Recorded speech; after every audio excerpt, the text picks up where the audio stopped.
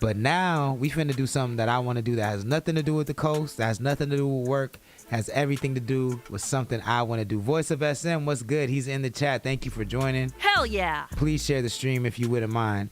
Right now, we're going to talk about X-Men 97, y'all. Let's get it. So for those of y'all who are not comic book nerds, I'm telling y'all right now, we about to nerd out for the next 10 minutes or so. So I apologize. I hope you stick around. I don't care if you do, though, because this is just strictly for my comic book nerds in the chat, y'all. I'm going to go to the best breakdown I saw today of the last episode was it was on what is that shit called? I'm Ryan Airy. Screen Crush. That's what it's called. What's this though? Yeah, Screen Crush. So let's go to Screen Crush. Like, two of my favorite YouTube channels in the world are New Rockstars and Screen Crush. I like New Rockstars the best. I think Screen Crush's theories sometimes just be way too out there, but his breakdowns are second to none. And I think that this episode's breakdown of X-Men 97 was incredible. Now, if you are not familiar with X-Men 97, he said, I'm going. Yo, the hate, man. I can't make this nigga happy. There's nothing I can do to make this nigga happy. Oh my God. Order in the court. Get it together. Fucking John Mercado says, if you ain't a comic book nerd, you whack. Just kidding. No, you could remove the just kidding. You know what I'm saying? Because this is the thing.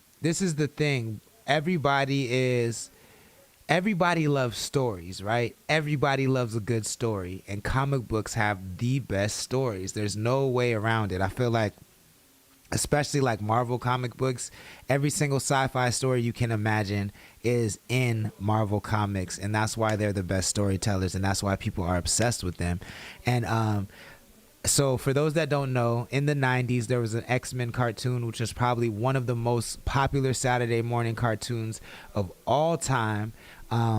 And it was on for 5 seasons. And this year, for whatever reason, Marvel Studios and Disney Plus decided to release a continuation of that show. They upgraded the animation, but it's an exact continuation of the show that ended in X-Men in 1997. So it's connected to all of those old episodes. All the old characters are back. Well, most of the old characters are back, but they're telling these stories in a very comic accurate way. Straight Lace No Chase says, Comics Explained is the best. I've never actually seen that channel. I'll make sure I add it. John Mercado says, I like Screen Crush. I used to watch Comic Storian a long time ago. I've never heard of Comics Explained, and I don't know Comic Storians. I'm gonna make sure I subscribe to both of them tonight. Thank y'all for those recommendations. John Mercado 97 says, Spider-Man the animated series from 94 was my shit. Yo, we can get into that all day, but I think that I personally think the 2011 Fantastic Four animated series is maybe my favorite Marvel animated show, but we could have that argument on a later episode. I only bring up the old school X-Men animated series to let people that are unaware know that there is a continuation of that series on Disney Plus. It's called X-Men 97, brand new episodes, and it's some of the best television I've ever seen. 1, the writing is incredible. 2, like the way they've upgraded the animation, I think, is incredible. And 3, the way that they reimagine that the X-Men and the mutants use their powers is really, really dope. And 4, which is my favorite point of this show, is usually, like, if you're a comic book fan and then they turn that comic book into a TV show or a movie, they always change a bunch of shit for no reason. They tell you that they're changing it to adapt it to TV to make it more like palatable as a TV show, because they're afraid that people are too dumb to understand the translation from the comic book page to the live series. But ultimately, I think it's just a creative decision that directors and producers make, and a lot of times it's just really, really annoying. Like, for instance, when the first X-Men movie came out, even though Hugh Jackman, I said Jack Human, even though Hugh Jackman looks like Wolverine in the face, he never had a comic book accurate costume, and there's really no reason for that. You know what I'm saying? Or like when the first Avatar movie came out, the first Airbender Avatar movie came out, the Avatar's name is Aang, but in that movie they called him Ong, and there's really no reason to do that. And so a lot of times, like if you fall in love with a story in the book, they change it for the movie and the TV show for no reason, and it's just annoying and dumb. And X-Men 97, they have taken some creative licenses and changed certain things, but for the most part, it's the most comic accurate thing I've ever seen on TV, and it's just the most like dedicated to comic book fan thing I've ever seen. It's super fucking ill. If you like X-Men and you're not watching this, you are doing yourself a disservice. And so they come back basically, and this is a spoiler too, so if you don't want to have any spoilers and you're watching, I suggest you turn it off right now because I'm about to spoil some shit for you. So in X-Men 9, in the old X-Men, Charles Xavier died, and that's kind of where the series ended. He died, and we kind of don't know what, or he's assumed to be dead. We don't really know what happened to him because he had to go off to a different planet, and he was really sick. So we don't know if he got saved. We don't know if he died, but the world thinks he's dead. And so this show picks up where that left off, and Magneto, who is Charles Xavier's best friend and greatest enemy, was left the X-Men in his will. So in Charles Xavier's will, he wanted Magneto, who is one of his greatest enemies, to be the new leader of the X-Men in hopes that that would give him a change of heart and help him, fight on the right side and fight for good. And so this series is all about that. And so we're on episode 5, and episodes 1 through 5 involve mutants trying to fight like mutant hate groups that are very similar to Nazis, but they hate mutants. I'm sure they hate black people and everybody else too, but they now have mutants to hate as well, and they're focused on hating mutants. And so the mutants are trying to fight them, and they're trying to establish their own nation called Genosha. As part of the UN, they want the UN to recognize them as their own nation so they can have their own place where they can display their powers and they can not be hunted and not be persecuted.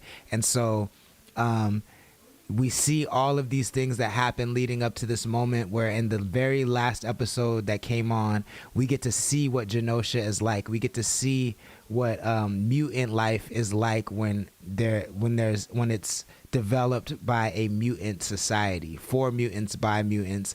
And this was really, really dope to me because as much as we hear about Genosha, which started off as a slave, what started off as a secret island ran by the government where they use mutants as slaves to build mutant killing robots called Sentinels. The X-Men kind of freed those slaves, and then the slaves stayed there. Magneto moved there, and they created their own mutant nation. So that's how Genosha was founded. So it's been a long journey to get Genosha to be recognized by the UN, but that finally happens. And on this episode, we get to see how mutants would live together if humans weren't persecuting them. And I've never really thought about what that would be like, and it was really, really cool to see mutant fashion, how they'd have fat stores for people with more than 2 arms, and how mutants entertain themselves and use their powers to integrate that with music, and how mutants don't just dance on the floor because some of them can fly, so they're dancing above the ground, and just things that you wouldn't necessarily think about but are really, really cool to see. So let's watch this breakdown. That's what episode 5 is. We'll watch this breakdown. We're not gonna watch the whole thing. We'll watch some of it, and we're gonna talk. We're gonna talk about just how impactful and crazy this episode is. Straight Lace No Chase says they are following the comic very closely in X-Men 97. Yeah, this is the closest I've ever seen them follow the comics. The reason I say it's not quite comic accurate is because I know that in the comic books. So in X-Men 97, Mr. Sinister gives Jean Grey and Cyclops' baby a technovirus that makes him sick, and so he has to be taken to the future to get healed. But in the comic books, that was Apocalypse that did that. It wasn't actually Sinister that did that. So they took license in that way. But those are just like little minor things that to me don't get in the way of telling the story. I think Straight Lace No Chase is 100% right. This is the most comic accurate we've ever seen anything on screen, I think, and it's so dope. I will say before I push play on this breakdown, whoever writes X-Men 97, whoever is in charge of like the design and the creative for X-Men 97, I feel like they need to be in charge of everything that happens with Marvel movies. If Marvel movies could do the same thing that X-Men 97 is doing, people wouldn't be saying that Marvel was in a slump. You know what I'm saying? John Mercado 97 says, that's what I love about the show. It's the most accurate, for sure. So let's get into this breakdown by Screen Crush. Watch sports with live TV like cable. If you never heard of Screen Crush before, they break down comic Marvel movies and TV shows in a very great way. And I'm honestly like watching these breakdowns has helped me learn how to watch movies better because they tell me about stuff I never paid attention to before. So I highly suggest giving them a subscribe. But let's check this out. Yeah. Hey, welcome back to Screen Crush. I'm Ryan Airy, and I'm not okay. You could tell he was crying. I'm not.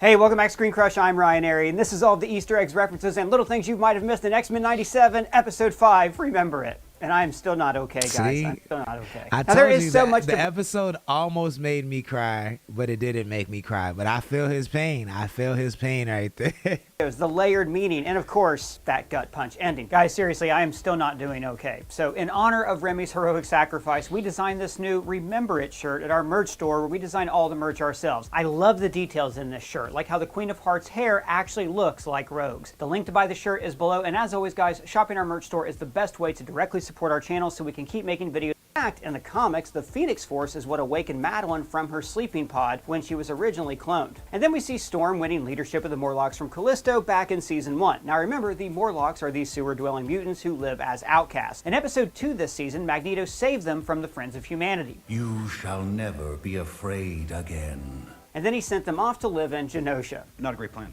Then we see Nightcrawler and Gambit fighting, which could be from the Season 4 episode Bloodlines. Notice how Nightcrawler is using a sword because in the comics, he is an expert swordsman. Now, that particular episode is important for a couple reasons. It's when Nightcrawler and Rogue learned that they were essentially adopted siblings. Mystique is Nightcrawler's birth mother, and she's also Rogue's adopted mother. But also, it's when Nightcrawler learns that his half-brother is Graydon Creed, the racist leader of the Friends of Humanity. What did we ever do to you? You were born. Now, in that episode, Creed fights to rejoin and lead the Friends of Humanity. And in episode 1 this season, we see that group trying to rebuild by using Sentinel tech. So really, the attack on Genosha in this episode is an extension of the hate that we saw in the first episode. It's all attacks by evil humans using evil Sentinel technology. So Doug, what do you think about that? Dude, what are you doing? Hold on, let me make sure I slide past this.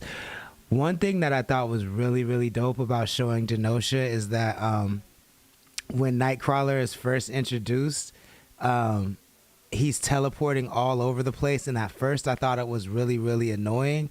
But then I was like, if he was in an environment surrounded by mutants where it was okay for him to use his power however he wanted, and he was just new to that, he would be teleporting all over the place like that because he'd be proud to like show his power. And the little details they put in this show are just so fucking incredible that like it's very, very good storytelling. Voice of SM says the X-Men cartoon from back then was my shit as a kid. I used to watch it with my peeps. I thought I was Wolverine, but then bringing back that series and continuing it is dope. Takes me back to my childhood 100%. And I think that so many things have tried to like take us back to that moment in our childhood and have failed. And this like has surpassed my expectations. Like I thought they was going to try to like serve us some member berries and they were going to be rotten. You know what I'm saying? But these like the way this makes me feel nostalgic is unique. Like they really, really captured all the old shit but brought it to the present in a very dope way. Straight Lace No Chase says Magneto is kind of an old pervert in this show though. We're gonna talk about that too, because he is a little dirty bird in this show, a little filthy McNugget. We're gonna talk about that. How will this day be remembered? As a day of mourning or as a day of vengeance when mutants began retaliation against the human world? Trisha's narration matches the various X-Men in the mansion, showing runaway teens when she says slip through the cracks, and showing Jean for desperate to belong. And these phrases are also describing the mutants on Genosha, runaways and outcasts who just want a place where they can be themselves. Somewhere there's a place for mutants. So Magneto, Rogue, and Gambit are going to Genosha in the new Blackbird after the last one was destroyed in episode 1. Here's the TLDR of Genosha from the original animated series. In season 1, Gambit, Jubilee, and Storm hear that this island is a haven for mutants, so they vacation there and ask for the mutant discount. Instead, they are arrested by Sentinels and enslaved because it turns out that Genosha was secretly ground zero for the Sentinel builder Master Mold. They escape slavery, destroy Master Mold, kind of, and then several seasons later, Magneto shows up to liberate the mutants of Genosha and invite them to his new haven on Asteroid M. The last time we saw the island, it was filled with mutants living in small camps, begging Magneto to lead them in a battle against the humans. He declined so he could instead be at his best friend's bedside. Why now, my greatest enemy, and perhaps my only friend? Now, how much did you spend on launching your first business? Around. He said Magneto is kind of an old pervert. So I'm going to fast forward a little bit because we do need to talk about that. Voice of SM says X-Men got the hardest characters too. That's a fact. I do think people over like Wolverine. Like he's an interesting character, but like he's kind of a dirtbag too. You know what I'm saying? Somebody like he's constantly hitting on Scott Summers' wife. That's some dirtbag shit. But and we need to talk about how Jean Grey cheated on Scott and then immediately went and saw him cheating on her and got mad about the shit. And he wasn't even really like, was Scott really cheating? Because can you cheat telepathically? You know what I'm saying? Like, he was just having thoughts. He wasn't really getting it in. She really tongued down Wolverine, and she initiated tonguing down Wolverine as a married woman, but then hated on Scott for having psychic thoughts about the clone Jean Grey. So we need to talk about that. You know what I'm saying? Because I just hate that type of hypocrisy that exists in thinking that like just because you're cheating from an emotional place.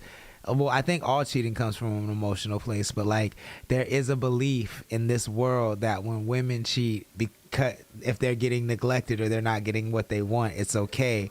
But if men cheat for the same reason, it's not okay. I'm not getting into the red pill shit. I'm not saying that. I'm not a red pillar. But there is that societal belief that comes through in this cartoon, which is interesting. And I do like how they like have these correlations to real life, even though these things are so fantastical. Let's continue.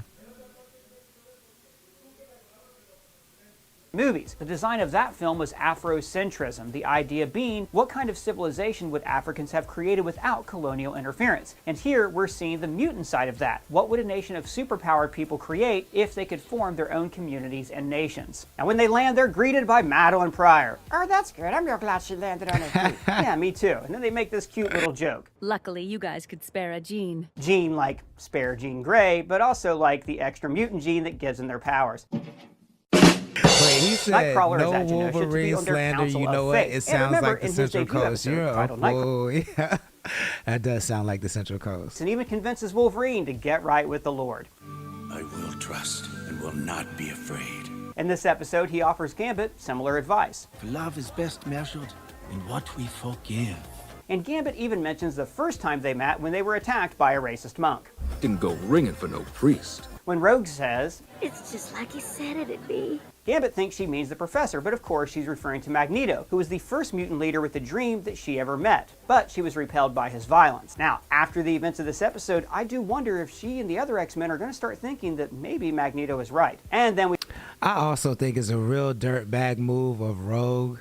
Like, that's the type of dirtbaggery that I don't like. Is like, let's say we go together, right? If me and you go together and like, I find out you got me around somebody who was clapping your cheeks the whole time and like I didn't know, you know what I'm saying? Like, of course, I get why you wouldn't tell me, but like, to make me look like that kind of fool where like, this nigga been clapping your cheeks the whole time and you trying to make it seem like he's not, you trying to make it seem like I'm crazy for feeling how I feel, like, Rogue is a dirtbag for that. But Magneto is the biggest dirtbag on the show because it seems like she was underage when they got together. That's the vibe I'm getting, that she was a youngin' when she got brought to the Savage Land by her mom and left to be mentored by Magneto, and it seemed like he was an underage because he's from the 40s. He was at Auschwitz, like he was in World War II. So Magneto is old as fuck. Like, and it seems like he was perving on Rogue, which she's a baddie, but there's no excuse for that, which is crazy. And yeah, he's giving old pervert vibes. He's giving old pervert vibes. Certainty around his marriage. The X-Men fight for a world that hates them, but as soon as Scott gets just a sliver of happiness, something for himself, it's taken from him. So you can't blame him for being resentful. I lie because the truth is we're nothing like you. Thank God, because it's the only reason you people are still alive. Meanwhile, Jean is using her psychic powers to create a safe haven for herself in the lake. She's cast physical images of her memories. This one of the entire team is a publicity still for this series, but they simply replace Master Mold with the mountain behind the team. And then we see her as Phoenix with the X-Men and then posing for a photo with Scott. So then Straight Lace No Chase says, and you better read the Uncanny X-Force series when Wolverine led the Black Op forces of the X-Men and they killed I read X-Force was like my favorite. Sunspot and Cannonball were like two of my favorite comic book characters ever. So I love the X-Force. So I definitely was on that. And Straight Lace No Chase says she was a teenager. That's what I thought. I thought she was a teenager. So yeah, I can't excuse Magneto for serving a teenager wine with his chest out in his robe, trying to clap them young cheeks. You know what I'm saying? We got to do better. We got to do better, Magneto. We got to do better, Marvel. There's no reason to write that in the story. That's weird. And I highly suggest you go check out the rest of this Screen Crush breakdown. First, watch the episode, then watch this breakdown because it's amazing. It's about a 20-minute breakdown, so I'm not going to show the whole thing. But I will spoil the episode for those that haven't seen it. So again, I'm about to give you some spoilers. Turn it off if you don't want to hear it before you watch the episode. So at the end of the episode, Magneto gets murked. The whole island gets attacked by a kaiju-sized sentinel, which is a robot that kills mutants, but it's like a kaiju. It's like a spider mixed with the regular sentinel. It's huge. It's unbreakable. It's unmovable. And it comes to the island and just starts killing everybody and everything, which happens in the comic books. And at the end, Magneto dies and Gambit sacrifices himself to save Rogue. And it's just the writing, the music, the nods to anime, like, because the animation during the fight scenes do give off a lot of anime vibes. It's just some of the best television I have ever seen in my life, some of the best storytelling I've ever seen in my life. And if this is the level of storytelling, if this is the level of entertainment that Marvel is bringing to its future properties, then I am all in. I am 100% all in. Like, I don't know that a cartoon has ever made me feel this much emotion. I don't know if a show ever has, but let alone a cartoon. Like, this shit is crazy. X-Men 97, I highly recommend it. It is a fantastic watch. Especially if you like comics, but even if you don't like comics, the story is just incredible, and it makes it so much more fun to watch these breakdowns on whatever channel you choose to watch these breakdowns. So I highly recommend X-Men 97. If you have watched it, I definitely want to know what you think in the chat about it. I also want to know if you're watching on the replay, what you think in the comments. Let us know. And we'll continue to bring you X-Men 97 news because I don't see the episodes getting worse from here. They're probably only going to get better. So we definitely will be giving breakdowns. Shout out to my nerds in the chat, Straight Lace No Chase and John Merck. We're going to get back into a couple more songs before we scroll the feed. If there's anything you would like to hear, it's just $5. We take Cash App or Venmo. Our Cash App is Connect the Coast. Our Venmo is Connect the Coast 2021. Make sure you include the title of the song and the name of the artist in the memo so I play the right one, but I got you. Up next on CTC Radio, the only radio station